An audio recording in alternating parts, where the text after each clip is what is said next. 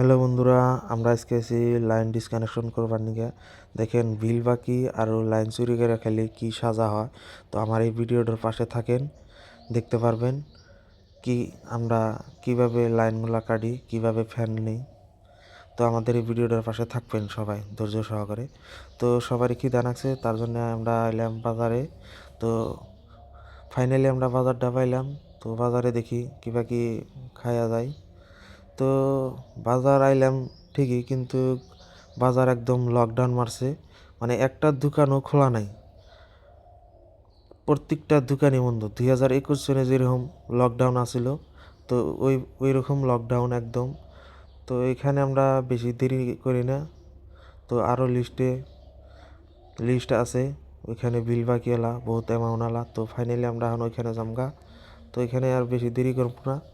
দেখেন এই যে যারা যারা বিল দেয় নাই, তো ফ্যান এই যে তার দেখতে পারলেন।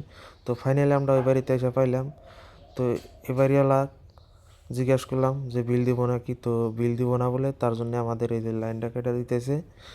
তো লাইনটা কিভাবে কাটে দেখেন, লাইনটা চলে আছে, তবে চালু লাইনে লাইনটা কাটতেছে। তো